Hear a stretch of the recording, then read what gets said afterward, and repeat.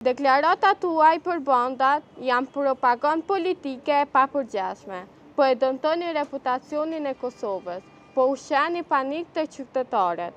A do të kërkoni falje publikisht dhe të ndaloni manipulimin e opinionit? Presidentja do të me dhonë përgjegjësi para qytetarëve, se e ka marrë votën presidentja për me udhëheq këtë popull.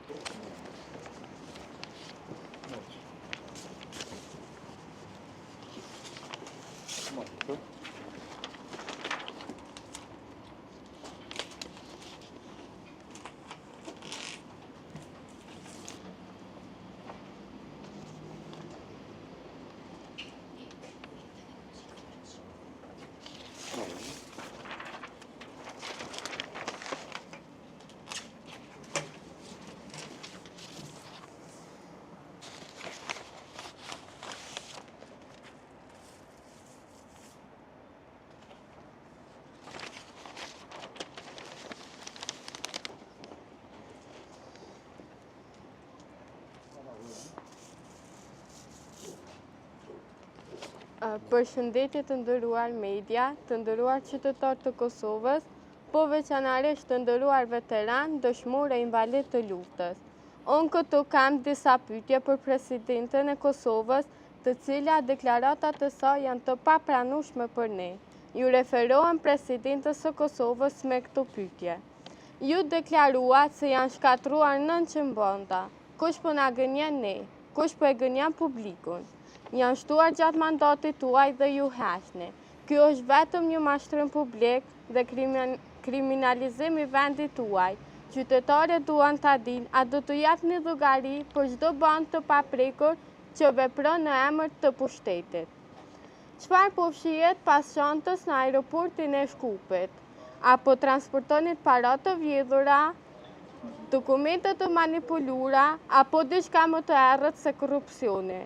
Ky incident nuk mund të mbohet sekret. Atëherë ne po kërkojmë transparencë të plotë menjëherë. Deklaratat tuaj për bandat janë propagandë politike e papërgjeshme, po e dëmtoni reputacionin e Kosovës, po ushqeni panik të qytetarët. A do të kërkoni falje publikisht dhe të ndaloni manipulimin e opinionit? Gjatë mandatit tuaj, abuzimet me energji, tenderet një burimor, lejet dhe licencat janë shtuar, e ju flisni për banda të shkatruar. Ndërkohë që i lini ata të veprojnë lirshëm, a do t'i japni fund kësaj hipokrizie tani? Ju keni shkelur rolin kushtetues duke mbrojtur një parti në pushtet dhe duke ndërhyrë politikisht në diskurs. A do të pranoni hetim të pavarur parlamentar dhe prokurorial për kundërhyrje të papërgjeshme? Institucionet janë degraduar, qytetarët humbin besimin në shtet dhe ju po qëndroni indiferente. A do të japni dorëheqje morale ose do të vazhdoni të arrëzoni reputacionin e vendit? Çdo vonesë në zbardhjen e incidentit të Shkupit dhe çdo deklaratë e pabazuar për bandat është një krim ndaj qytetarëve. A jeni gati të përballni me drejtësinë dhe opinionin publik? Kushtetuta dhe ligjet e Republikës së Kosovës janë për të mbrojtur, e jo për të shkelur për interesa politike. Ju jeni duke përdorur pozitën tuaj për propagandë, a do të ndaloni këtë sjellje antikushtetuese? Qytetarët kërkojnë veprim, e jo fjalë. Ju jeni përgjegjëse për çdo dështim të institucioneve gjatë mandatit tuaj. A do të filloni me njëherë hetime reale ndaj abuzimeve që ju i keni injoruar? Mos harroni, çdo sekond heqje është mbështetje për korrupsionin dhe zhvartjen e qytetarëve. A jeni e gatshme të pranoni përgjegjësinë morale dhe ligjore për të gjitha këto krime të padëshmuar që akuzoni të tjerët? Përshëndetje media, përshëndetje të gjithëve. Presidentja një kohë thejke unë nuk jetoj, Marigon jetojnë hajnat, bandat jetojnë. Tash presidentja jeton e ka shpinë Marigon, lagjen Marigona që kushton gjys milioni euro. Në Kosovë ka rritje të çmimeve, varfëni, skamje, vetvrasje të qytetarëve.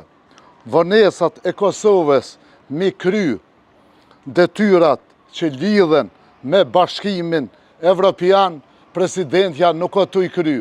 Do me thonë, presidentja e ka shkel kushtetutën, shumë herë e ka shkel presidentja.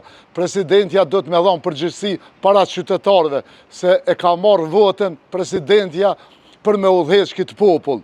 Në të ardhmen, presidentja do të më zgjedh me votat popullit, jo me votat bandita, se bandita i ka qujt të gjithë këta që e në parlament, deputet, edhe avokati popullit i përket popullit, edhe avokati do të më zgjedh me votat popullit do të më zgjedh. Edhe presidentja edhe avokati popullit, se këta e kanë shkel kushtetutës, kanë kontrabandu votat popullit në parlament. Kështu që ju përshëndes juve, faleminderit.